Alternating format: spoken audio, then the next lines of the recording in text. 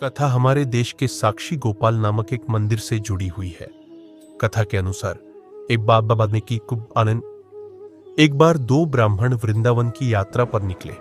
उनमें से एक वृद्ध था और दूसरा जवान था।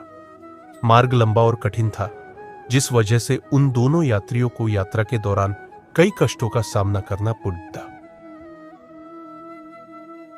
उस समय आज की तरह रेलगाड़ियों और बसों की सुविधा उपलब्ध नहीं थी।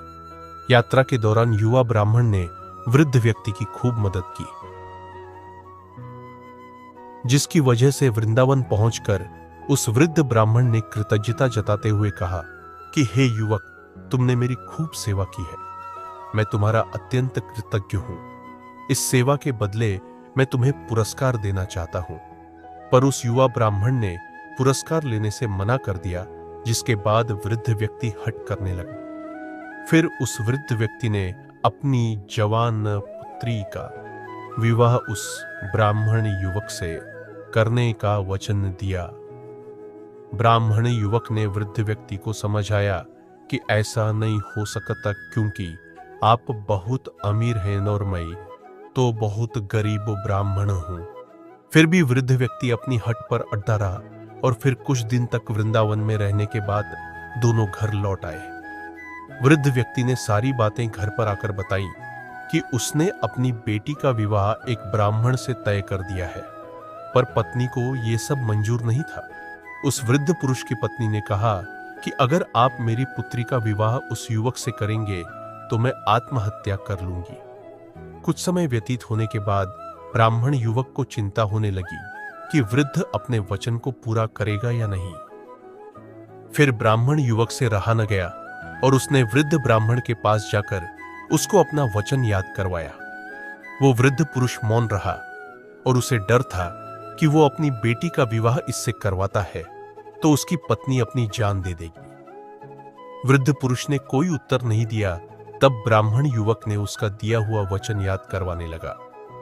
तभी वृद्ध ब्राह्मण के बेटे ने उस ब्राह्मण युवक को यह कहकर घर से निकल दिया कि तुम झूठ बोल रहे हो, तुम मेरे पिता को लूटने के लिए आए हो। फिर ब्राह्मण युवक ने कहा कि ये सारे वचन तुम्हारे पिताजी ने शिवगृह के सामने दिए थे। तब वृद्ध व्यक्ति का ज्येष्ठ पुत्र, जो भगवान को नहीं मानता था, युवक को कहने लगा कि अगर तुम कहते हो कि भगवान इस बात के साक्षी हैं तो यही सही। अगर भगवान प्रकट होकर ये साक्ष्य दें कि मेरे पिता ने वचन दिया है तो तुम मेरी बहन के साथ विवाह कर सकते हो।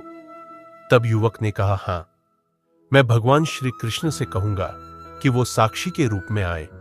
उसे भगवान श्री कृष्ण पर पूरा विश्वास था कि भगवान श्री कृष्ण उसके लिए वृंदावन से जरूर आएंगे। फिर अचानक वृंदावन की मूर्ति से आवाज सुनाई दी कि मैं तुम्हारे साथ कैसे चल सकता हूं, मैं तो मात्र एक मूर्ति हूं। तब उस युवक ने कहा कि जब मूर्ति बात कर सकती है तो साथ भी चल सकती है। तब भगवान श्री कृष्ण ने युवक के समक्ष एक शर्त रख दी कि तुम मुझे किसी भी दिशा में ले जाना, मगर तुम पीछे पलट कर नहीं देखोगे। तुम सिर्फ मेरे नूपुरों की ध्वनि से ये जान सकोगे कि मैं तुम्हारे पीछे आ रहा हूं। युवक ने उनकी बात मान ली और वो वृंदावन चल पड़े। जिस नगर में जाना था वहां पहुंचने के बाद युवक को नूपुरों की ध्वनि आनी बंद हो गई। युवक ने धैर्य न धरकर पीछे मुद्द कर देख लिया। मूर्ति वहीं पर स्थिर खड़ी हुई थी। अब मूर्ति आगे नहीं चल सकती थी, क्योंकि युवक ने पीछे मुड़कर देख लिया था। वो युवक दौड़कर नगर पहुंचा। सब लोगों को इकट्ठा करके बोलने लगा कि देखो, भगवान श्री कृष्ण साक्षी रूप में आए हैं। लोग स्तब्ध थे कि इतनी बड़ी मूर्ति इतनी दूरी से चलकर कैसे आई। फिर भगवान श्री कृष्ण की मूर्ति ने सबके सामने ब्राह्मण युवक की गवाही दी। उसके बाद वृद्ध ब्राह्मण की पुत्री के साथ उसका विवाह संपन्न हुआ।